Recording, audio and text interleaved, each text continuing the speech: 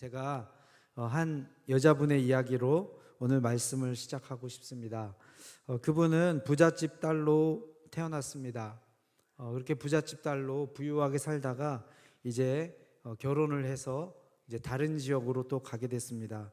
결혼을 해서 이렇게 살았는데 이분이 아들을 낳지 못했어요. 이렇게 첫 딸을 낳아서 첫 딸을 낳았더니 남편과 그 집안에서 너무 실망을 했습니다. 딸을 낳았다고 지금은 뭐 결혼하면 바로 혼인신고를 하는데 딸을 낳았다는 이유로 이분과 이분의 딸을 호적에 올려주지를 않았습니다. 그러던 중에 이렇게 잘 임신을 못하고 아이를 못 낳고 있는데 아들을 너무 원했던 이 남편과 그분의 이제 집안에서 아들을 낳기 위해서 이분 몰래 다른 여인을 이렇게 데려다가 살림을 또 차렸습니다. 그런데 그분 다른 여인을 통해서 아들을 낳았어요. 그래서 본부인이 아닌 다른 여인을 통해서 아들을 낳자 곧바로 그 여자와 그 여인이 낳은 아들을 호적에 올려줬습니다. 너무나도 이 깊은 배신감으로 상처를 입은 이 여자분은요, 어린 딸을 업고 뒤로 돌아보지도 않고 집을 떠났습니다. 집을 나온 거죠. 그런데 막상 나와 보니 이 등에 업은 어린 딸을 데리고 생계를 유지할 길이 참 막막했습니다. 그러다가 우연히 전국을 다니면서 장사를 하던 보부상을 만나게 되었습니다. 보부상을 만나서 이렇게 어린 딸을 업고 어떻게 생계를 먹고 살 것을 걱정하는 이 젊고 어린 여인을 보면서 보부상에 있는 장사꾼이 우리를 따라다니면 우리가 파는 이 물건을 같이 팔면 먹고 사는 건 해결될 수 있으니까 우리를 따라와라. 그렇게 해서 이제 보부상 행렬에 이분이 이제 합류하게 되었습니다. 이 어린 딸을 얻고 보부상들을 따라서 전국 방방곳곳을 다니면서 뭐 이런 물건도 팔고 저런 물건을 팔다가 어느 날 한 이제 지역에 가게 되었습니다. 이렇게 보부상 행렬에 따라온 젊고 어린 여자, 어린 아기를 업고 있는 여인을 보고 그 지역에 있는 한 어른이 이 여인을 아주 눈여겨봤습니다. 품행이 바르고 성실한 그녀를 이제 겨울이 다가오니까 추운데 돌아다니지 말고 겨울을 나고 가라고 내가 먹여주고 재워줄 테니까 좀 부유했던 이 어르신이 이 여자분을 자기 방을 내주고 겨울을 나가고 가라고 그렇게 따뜻하게 맞아주었습니다. 그리고 이제 너무 이분의 친절 속에 있는데 사실은 내가 아들이 있는데 우리 아들도 혼자 된 아들이 있는데 한번 만나보라고 그렇게 권유를 합니다. 이렇게 남자를 만났는데 참 친절하고 너무나도 재밌고 따뜻하게 자기를 대해줬던 이 남자를 만나서 이 배신감과 이 외로움과 힘들었던 마음이 눈 녹듯 이렇게 내리면서 결국은 이 노인의 의도대로 그 남자랑 다시 이제 함께 살기로 결심을 했습니다. 그런데 이제 결혼한 후에 시간이 얼마 지나지 않자 이 남자가 이제 본성을 드러내기 시작했어요. 술도 자주 마시고 아주 폭력적인 언어도 쓰고 아주 거칠게 원래 있었던 자기 본성을 드러내기 시작했습니다. 하루 참고 이틀 참고 그러다가 이 사람 바뀔 수 없는 사람이구나. 안 되겠다, 떠나야겠다. 봄이 왔습니다. 봄이 왔는데 이게 웬일인가. 벌써 배가 불러오기 시작했어요. 아기가 들어선 것입니다. 집을 나가서니 이 등에 업힌 딸과 이 아기까지는 자기 혼자 어떻게 감당할 수가 없겠고 또 이제 아버지 없이 이렇게 살아갈 제 그 아들을 생각하니까 너무 안타까운 마음에 결국 포기하고 자기가 소화할 수 없는 너무 버거운 그렇게 사랑하지 않는 남자와 함께 평생을 그렇게 묶여서 살게 된 이야기를 제가 들은 적이 있습니다. 그리고 나서 이제 아기가 태어났는데 아들이 태어났죠. 이 아들 때문에 인생이 묵혔는데 이 아들이 태어난 거예요. 얼마나 이 아들이 소중한 아들이었겠습니까? 이 아들의 자기 인생의 모든 아픔과 슬픔과 이 상처를 그 기대감으로 다 걸었지요.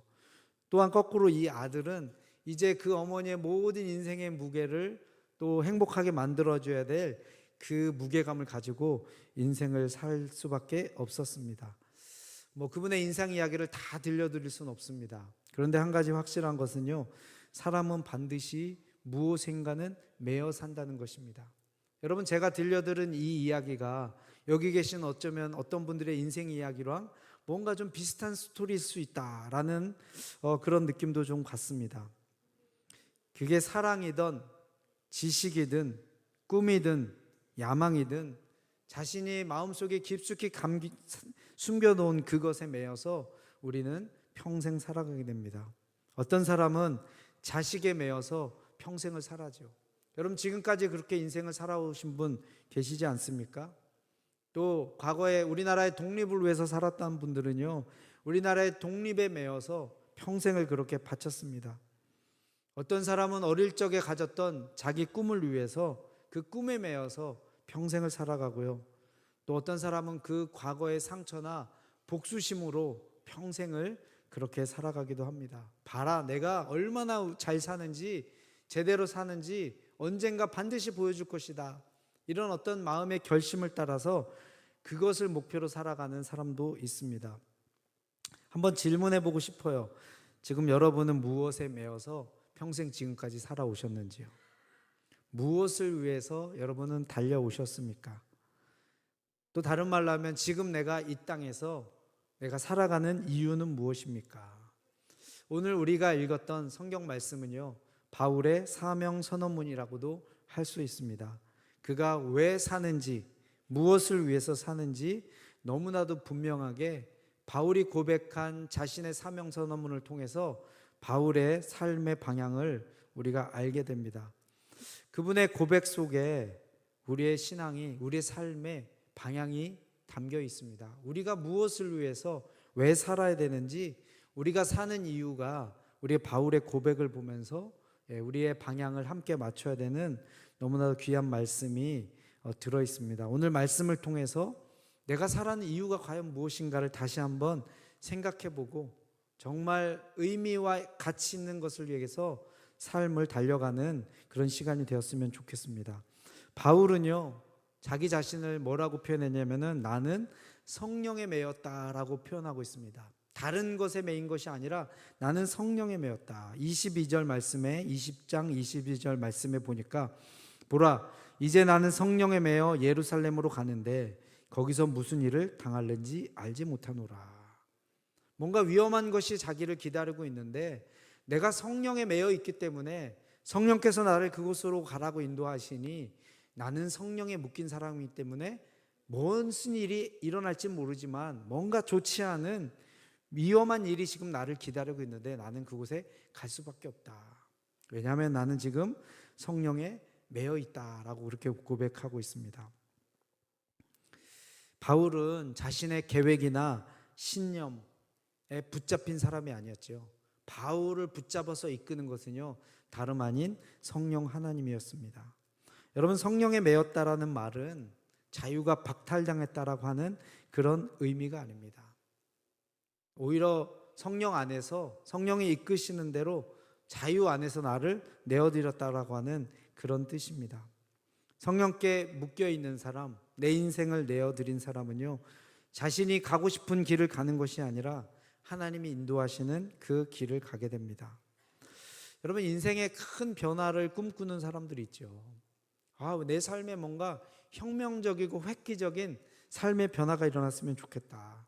우리 인생에 두 번의 인생의 혁명이 일어납니다. 첫 번째 인생의 혁명은요, 예수님을 영접할 때 일어납니다. 스스로 구원하려던 우리 인생의 노력을 멈추고 내 영혼의 구원의 문제를 예수님께 맡겨드릴 때 첫 번째 인생의 혁명이 일어나죠. 얼마나 놀라운 변화예요? 우리 죄가 용서를 받습니다. 여러분, 죄 많이 지으셨죠? 여러분 스스로 그 죄 해결하실 수 없죠? 제가 이거 청년들한테 물어보면요, 그걸 뭐 물어보세요? 중학생, 고등학생, 여러분 죄 많이 지었습니까? 물어보면요, 그것에 대해서 죄 안 지었다고 이렇게 손을 드는 우리 젊은 영혼들이 한 명도 없습니다. 심지어 유치원 애들에게까지 물어보면요, 여러분 죄 많이 지었습니까? 라고 물어보면 애들이 다 많이 지었대요. 우리 꼬맹이들이 지을 죄가 뭐가 있겠습니까? 그럼에도 불구하고 자기들이 아는 거예요. 자기들이 죄 지은 죄인인 것을 압니다. 저는 초등학교 3학년 때 교회 갔을 때 교회 주일학교 선생님이 저에게 물어봤어요. 너는 죽으면 천국 갈 것 같아? 지옥 갈 것 같아? 제가 몇 초를 망설였을까요? 1초도 망설이지 않고 대답했습니다. 저는 죽으면 반드시 지옥 갈 겁니다. 왜 그렇게 생각해? 저는 죄를 지옥 갈 만큼 많이 지었습니다. 초등학교 3학년이 뭐 살인을 했겠습니까? 그런데 제 영혼이 아는 거예요. 나는 내 스스로는 절대 구원받을 수 없을 만큼 이 죄를 지은 존재이구나. 여러분, 예수님을 영접할 때는요, 내가 해결할 수 없는 엄청난 이 죄의 빚이 청산이 됩니다. 내가 갚을 수 없는 그 빚이 청산이 되는 그것뿐만이 아니죠. 하나님의 자녀가 되는 권세를 얻습니다.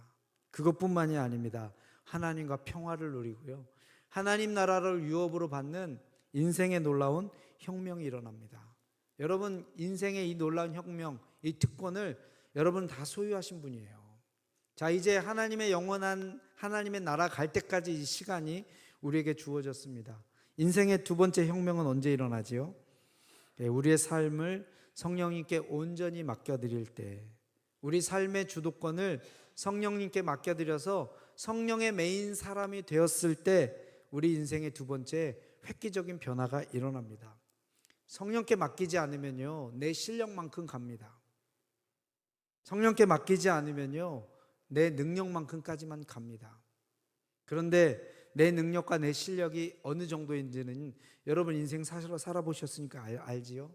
제가 청년부 때 얘기합니다. 청년들 모아놓고 여러분의 앞으로의 10년이 과거에 지금까지 살아온 10년만큼 발전한다면 여러분의 인생이 소망적입니까? 낭망적입니까? 모든 청년들이 대답하죠. 끔찍합니다. 내 인생에는 더 나은 미래가 나를 기다려야 되고 더 많은 축복과 은혜가 저에겐 필요합니다. 이렇게 많은 하나님의 백성들이 그 위대하신 하나님의 자녀로 불림을 받으며 사는데 왜 우리 인생에는요, 드라마 같은 정말 획기적인 일들이 안 일어날까요? 내가 내 인생을 끌고 가기 때문에 그렇습니다. 우리가 우리의 삶을 성령님께 온전히 맡겨드리고 다른 것에 매인 것이 아니라 성령님께 메인바 되었을 때 때로는 성령께서 위험한 길도 인도하시고요, 그리고 세상의 눈으로 봤을 때는 정말 무식하고 망해가는 것처럼 무모한 길로 인도하시는 것처럼 보일 때도 있습니다. 그렇지만 여러분, 성령님은요, 우리 인생을 낭비하지 않으십니다. 우리 인생을요, 그렇게 허비하지 않으십니다. 가장 의미 있고 가치 있는 곳을 향해서 우리를 이끌어 주시죠. 그렇게 성령님께 자기의 메인바 되고 자기의 삶을 맡긴 사람의 인생은요, 자기의 한계를 넘어서는 놀라운 하나님의 역사를 경험하게 됩니다. 우리가 상상할 수 없는 최고의 삶으로 우리를 이끌어 주십니다. 성령님께서 우리를 인도하실 때는요, 목적을 향해서, 분명하고 선명한 목적을 향해서 우리를 이끌어 주시죠. 가치 있는 삶으로 이끌어 주십니다. 저는 젊어서부터 사역을 했습니다. 아주 어린 나이부터 사역을 했어요. 열심히 했습니다. 저에게 엄청난 사역의 기회와 문들이 막 열려나갈 그때 성령께서 성령의 메인받은 저에게 인도로 선교사로 가라고, 황무지 같은 그곳으로 가라고 말씀하셨어요. 그때 하나님, 갑니다. 가는 건 가는데 제가 몇 년만 있다가 하면 안 될까요?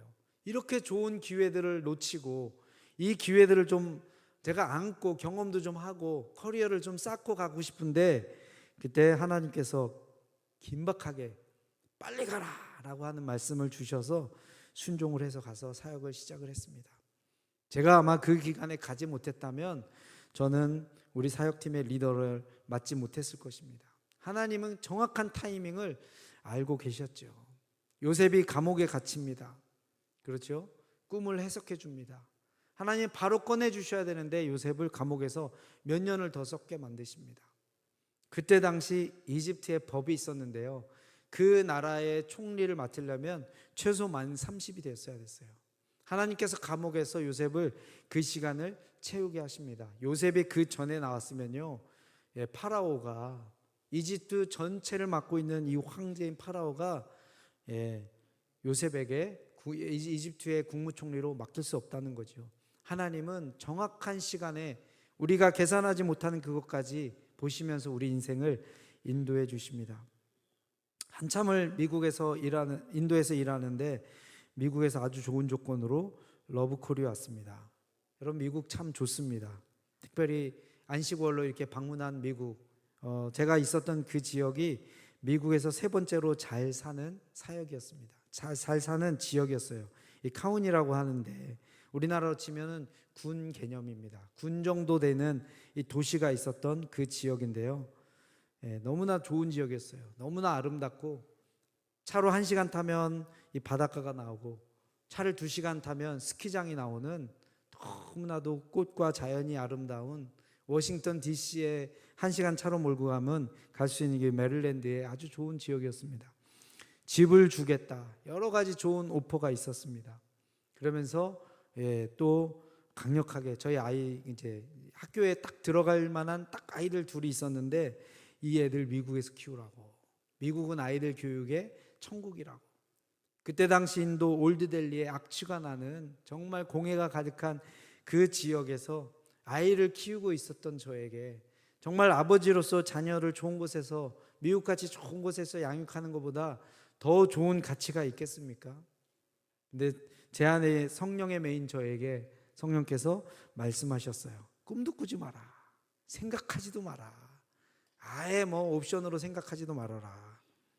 안식월을 짧게 마치고 바로 인도로 그 오퍼를 거절하고 돌아갔습니다. 이제 한참이 지났죠. 인도에서 사역의 전성기를 달리고 있었습니다. 선교사협회 회장도 하고, 그래서 이제 보통 선교사역하는 이 서클에서는 저를 모르는 사람이 없을 정도로, 제 얼굴을 못 본 사람은 있어도 이름을 들어보지 못한 사람은 없을 정도로 그렇게 한참 전성기를 달리고 사역도 많이 일고 나서 우리 사역자들이 한 140명 정도 제가 이끄는 팀에 있을 정도로 큰 선교단체로 발전을 해서 그 지역 전체 책임자로 제 위에는 아무 또 결제를 받을 사람이 없는 그런 위치까지 확보해냈습니다. 그런데 어느 날 성령께서 갑자기 짐을 싸라, 인도를 떠나서 무작정 한국으로 가라. 그 명령에 순종해서 이렇게 한국으로 왔습니다. 지금은 하나님 인도해 주셔서 여러분과 매 주일 3부 예배 때 말씀을 나누는 이 자리에 지금 서 있습니다. 여러분, 성령님께 붙잡힌 사람은요, 상황을 보지 않습니다. 나를 이끄시는 성령께서 지금 나를 어디로 인도하시는가, 그것에 주목하게 되는 것이죠. 여러분, 세상의 모든 것이 그렇듯 소중한 것에는요, 그만한 대가가 지불이 됩니다. 온 세계를 창조하신 하나님, 이제 온 세상을 구원해내시는 하나님이 쓰셨던 첫 번째 카드는 뭐죠? 자기의 독생자 아들 예수님을 이 땅에 보내셔서요, 죽이는 거였어요. 십자가에 달려 죽게 하는 것이었습니다. 소중한 우리 사람을, 영혼을 구원하시기 위해서 하나님은요, 더 소중한 것을 허비하셨어요. 이제 예수님께서 이루신 이 구속을, 이 구원을 완성하시는데 하나님께서 쓰시는 두 번째 카드가 있습니다. 그것은 무엇이에요? 자신의 소중한 자신의 백성들, 우리 성도들을 통해서 하나님은 이 일들을 감당하시는 것입니다. 성령께서 우리를 인도하시는데 무엇을 향해 인도하시죠? 하나님이 주시는 사명을 위해서 우리를 인도해 주십니다. 성령께서는요, 더 가치 있는 것에 우리의 삶을 쓸 수 있도록 우리를 이끌어 주시고요, 인도해 주십니다. 오늘 말씀에 보니까 성령이 각성해서 내게 증언하여 결박과 환난이 나를 기다린다 하시나 내가 달려갈 길과 주 예수께 받은 사명 곧 하나님의 은혜의 복음을 증언하는 일을 마치려 하면은 나의 생명조차 조금도 귀한 것으로 여기지 아니하노라. 성령은 바울에게 결박과 환난이 기다린다고 알려주고 있습니다. 그런데 바울은 자기의 생명조차 조금도 귀한 것으로 여기지 않는다라고 고백하면서 하나님께서 주신 사명이 얼마나 귀한지를 이 고백을 통해서 지금 고백하고 있는 것입니다. 여러분, 사람은 본능적으로 자신의 생명과 자기의 안전을 첫 번째 가치로 삼습니다. 그런데 성령께서 바울을 지금 위험한 지역으로 인도하고 계십니다. 안전하게 살고 싶고요, 잘 살고 싶은 지금 바울의 인생을, 이 소중한 삶을 하나님께서는 사용하기를 원하신다는 것이죠. 바울은 성령께서 알려주시는 그 위험을 두려움의 신호로 그렇게 듣지 않았습니다. 오히려 하나님께서 나를 이곳으로 인도해 주시는구나, 자기의 사명을 발견하는 그 신호로 자기가 이것을 붙잡게 됩니다. 여러분, 하나님께서는 우리 삶을 아까도 말씀드렸듯이 함부로 사용하지 않으십니다. 당신의 거룩한 목적을 위해서요, 가장 가치 있고 고귀하게 우리의 삶을 사용하십니다. 자신의 독생자 아들을 아끼지 않으신 그 하나님께서 이제는 하나님의 구원이 온 세상에, 온 세계에 이루어지기 위해서 우리의 순종과 헌신을 하나님 통해서는 귀한 존귀한 우리의 삶을 통해서 하나님을 이루십니다. 하나님은 왜 우리를 사용하실까요? 왜 우리에게 사명을 줘서 우리를 쓰실까요? 하나님께서 우리에게 주시는 많은 축복들이 있습니다. 그런데 하나님께서 정말 우리에게 주시는 고차원적인 축복은 무엇이냐면요, 하나님께서 가장 소중한 일, 그 위대한 일, 이 구원의 사역에 우리를 초청하셔서요, 우리와 함께 이루시는 거예요. 함께 이루시는 것입니다. 우리를 동역자로 우리를 초청해 주시는 것입니다. 이 하나님의 부르심에 대해서 바울은 계산하지 않았지요. 자기의 존귀한 삶을 자기의 삶보다 더 소중한 하나님의 구원의 역사에 기꺼이 드리기로 그렇게 헌신을 하고 순종을 합니다. 제가 인도에 있을 때 한 단기 선교팀이 인도를 방문했습니다. 교회 전도사님이 함께 오셨는데 기타를 들고 왔어요. 선교지면 기타를 써야 되니까. 그런데 신기하게도 커버를 들고 오지 않았어요. 그냥 기타를 이렇게 손으로, 비도 오고 부딪히기도 할 텐데, 그 순간 알았죠. 쓰고 버리고 갈 기타를 가져왔구나. 귀한 기타면 반드시 케이스에 넣던지, 비싼 기타는요 케이스만 30만 원 합니다. 어떤 충격이 와도 이 악기가 상하지 않도록요 굉장히 비싼 값을 기타 케이스에 드립니다. 그런데 케이스는 고사하고 이 커버도 이렇게 씌우지 않고 기타를 들고 왔어요. 기타 메이크 브랜드를 보니까 세고비아라고 써 있더라고요. 세고비아. 여러분 아세요? 세고비아 기타? 옛날에 있던 브랜드예요. 이거 수십 년대 기타구나. 막 기타엔 크랙이 가 있고요, 막 금이 가 있고 소리도 별로입니다. 그리고 나서 선교지 떠나면서 혹시 저거 나 주고 갈 것 같은데 란 불길한 느낌이 들었어요. 딱 보면 느낌이 오거든요. 아니나 다를까 이제 공항에 가는 마지막에서 저에게 그분이 고백을 했어요. 이거 정말 제가 아끼는 너무 소중한 귀한 기타입니다. 선교사님 가지세요. 그래서 제가 뭐라 그랬을까요? 전도사님, 이렇게 귀한 기타를 제가 어떻게 받을 수 있겠습니까? 한국에 그대로 가져가세요. 제가 이렇게 고백을 했습니다. 자기 말로는 귀하다고 얘기를 하지만 아무짝에도 쓸모없는, 그때 저희 선교팀에 찬양 인도자가요 2,000불짜리 마틴 기타를 쓰고 있었습니다. 마틴 기타. 이 기타는 중고로 팔면은 한 2만 원, 3만 원도 못 받을 그런 기타였어요. 그렇게 귀하다고 얘기하면 케이스나 커버에도 넣지 않는. 그럼 하나님은요 귀한 것을 사용하십니다. 여러분, 우리가 가진 것 중에 우리의 인생만큼 소중한 것 있습니까? 여러분 가족만큼 소중한 것 있습니까? 여러분의 생명만큼 소중한 것 있습니까? 이 소중한 것을 진정성 있게 헌신하며 드릴 때 하나님도 그것이 값어치가 얼마든지 상관없이, 소리가 얼마나 잘 나는 기타인지는 상관없이 정말 진정성 있게 우리 삶을 쓰실 수 있다고 하는 것입니다. 오늘 말씀에 보면 바울이 이 각오가 들어 있습니다. 나는 주 예수의 이름을 위하여 결박당할 뿐 아니라 예루살렘에서 죽을 것도 각오하였다.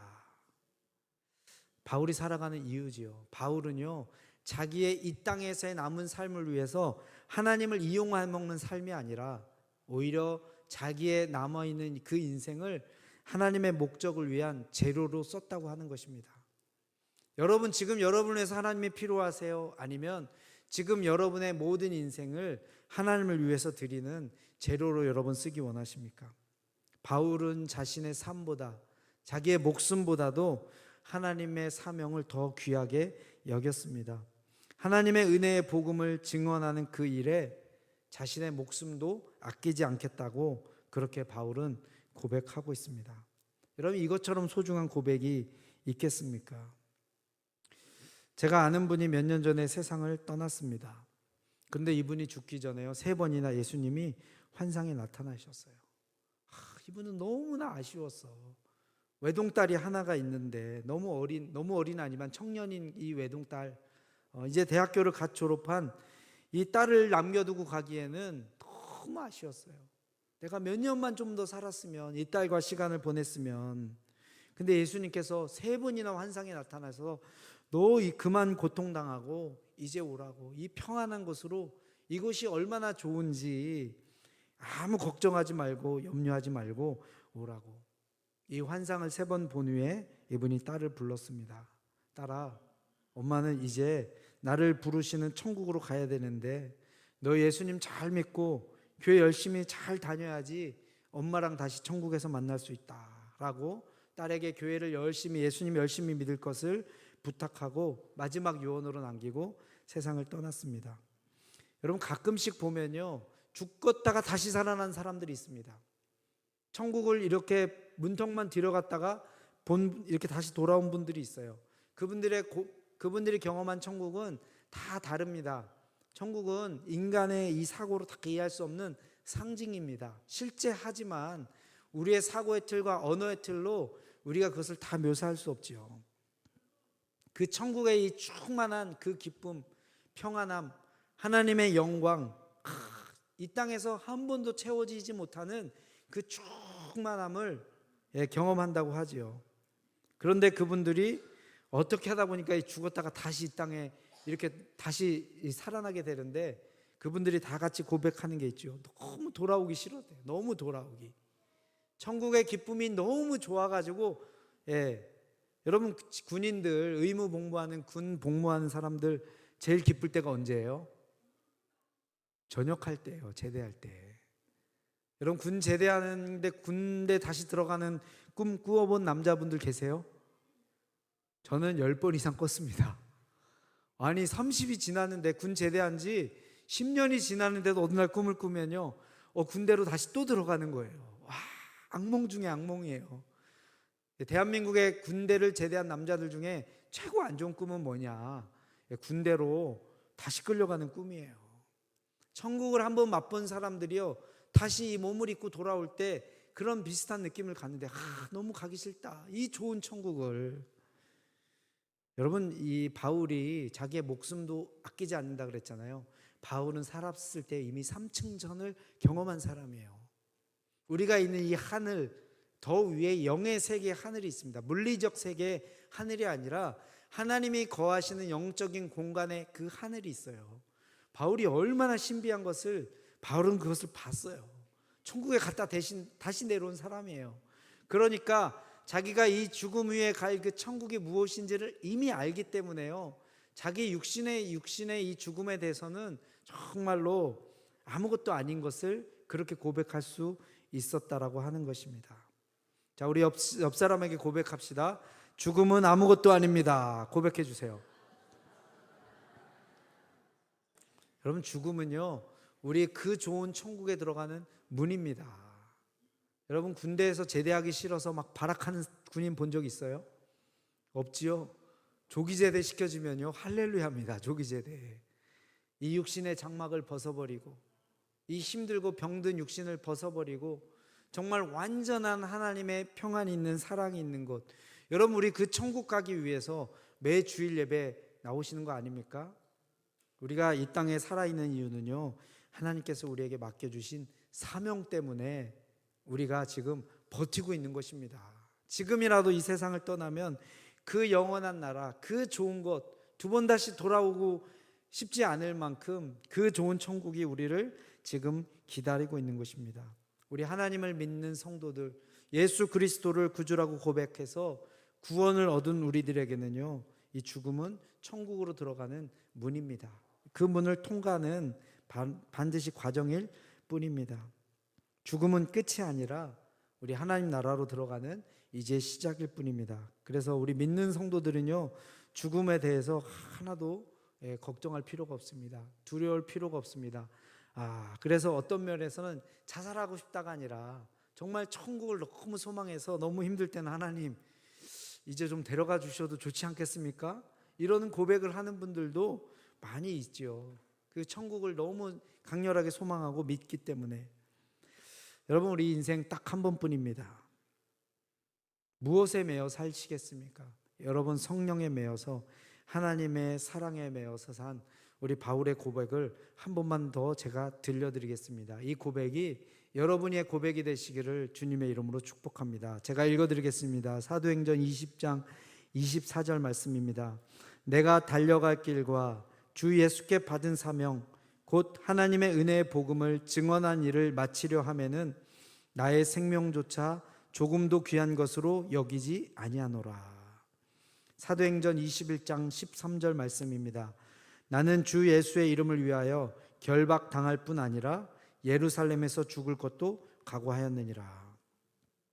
여러분, 이것이 바로 우리가 사는 이유입니다.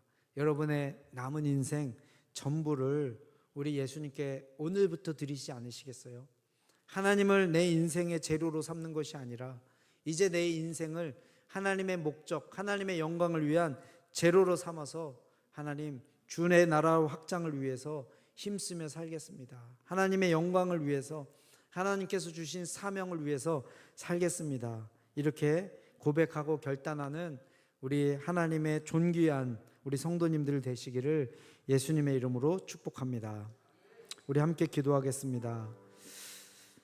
우리 시간 기도할 때 여러분, 이런 기회 인생에 날마다 오지 않습니다.